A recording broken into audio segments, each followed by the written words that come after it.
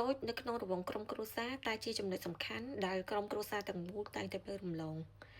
ធម្មតាមិនថាការចាយវាយឬមួយក៏ចំណូលចំណាយទេសមាជិកគ្រួសារតែងតែអត់ដឹងច្បាស់ពីប្រភពចំណូលឬមួយក៏ការចាយវាយពិតប្រាកដថាក្នុងមួយខែត្រូវចំណាយអស់ប៉ុន្មានហើយការចាយវាយទាំងអស់ហ្នឹងគឺវាមានសារៈសំខាន់ខ្លាំងប៉ុណ្ណា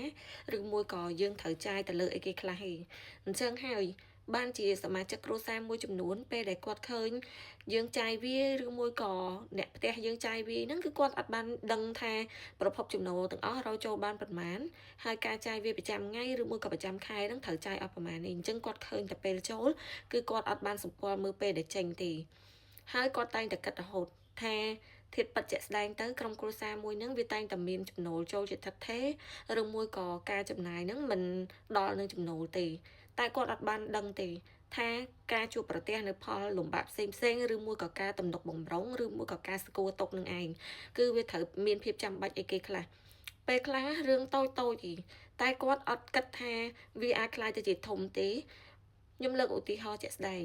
ដូចយើងមានតម្រូវការត្រូវធ្វើរឿងអីមួយតែរឿងជាតម្រូវការហ្នឹងវាមិនមែនជាចាំបាច់ខ្លាំងទេតែពេលខ្លះទៀតណាសមាជិកគ្រួសារយើងទៅជាគិតថាវាជារឿងចាំបាច់ទាំងដែលយើងជាអ្នកកាន់លុយឬមួយក៏យើងជាអ្នកដឹងថាប្រភពចំណូលឬមួយក៏ចំណាយមានច្រើនប៉ុណ្ណាឬមួយក៏ត្រូវចាយវាច្រើនប៉ុណ្ណាយើងបានសង្កួរទុករួចហើយថាមានមួយចំណែកណាត្រូវចាយនិងមួយចំណែកណាត្រូវរក្សាទុកដើម្បីធ្វើជាទ្រព្យបំរុងតែពួកគាត់ដែលជាសមាជិកគ្រួសារគាត់អត់បានដឹងទេខុសពីមេគ្រួសារផ្ទាល់អញ្ចឹងហើយនេះគឺជាបញ្ហាអញ្ចឹងយើងអត់អាចទៅអង្គុយស្ដាប់តែយោបល់របស់ពួកគាត់ដែលគាត់ផ្ដល់ឲ្យយើងថាត្រូវចាយវាបែបនេះឬមួយក៏គិតគូរបែបនោះឬមួយក៏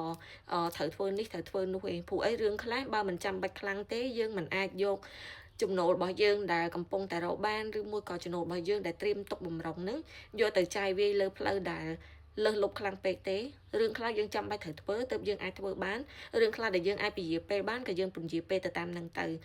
មិនមែនជាបញ្ហាបន្ទាន់គឺយើងមិនអាចសម្រេចបានភ្លាមថាយើងត្រូវតែធ្វើឯងព្រោះអីយើងដឹងច្បាស់ថាពេលដែលយើងធ្វើរឿងអីមួយបើសិនជាអត់មានផែនការច្បាស់លាស់ឬមួយក៏អត់មានការគិតគូរពិចារណាឲ្យបានវែងឆ្ងាយទេគ្រាន់តែខ្លាចនឹងពិបាកទៅថ្ងៃក្រោយឬមួយក៏គ្រាន់តែខ្លាចនឹងពេលដែលមានបញ្ហាថ្ងៃក្រោយទេយើងត្រូវធ្វើសារដើមឬមួយក៏បែបណាតែយើងភ្លេចគិតថាក្នុងកំឡុងពេលបច្ចុប្បន្នបើយើងធ្វើហើយគឺមិនមែនពិបាកទៅថ្ងៃក្រោយខ្លាំងទេគឺអាចនឹងប្រឈមមុខនឹងបញ្ហាធ្ងន់ធ្ងរថែមទៀតផងអញ្ចឹងពេលខ្លះនេះគឺជាបញ្ហាមួយដែលយើងត្រូវតែត្រៀមទុកជានិច្ចមិនអាចអង្គុយស្ដាប់អ្នកជុំវិញខ្លួនផ្ដល់យោបល់ហើយទៅធ្វើតាមគេទាំងដែលខ្លួនឯងអាចបានគិតពិចារណាថាគួរឬមិនគួរនោះទេរឿងខ្លះធ្វើតាមបានក៏ធ្វើរឿងខ្លះធ្វើតាមមិនបានក៏ត្រូវតែគិតគូរពិចារណាដោយខ្លួនឯងផ្ទាល់ផងដែរហើយកុំខ្វល់ពីការ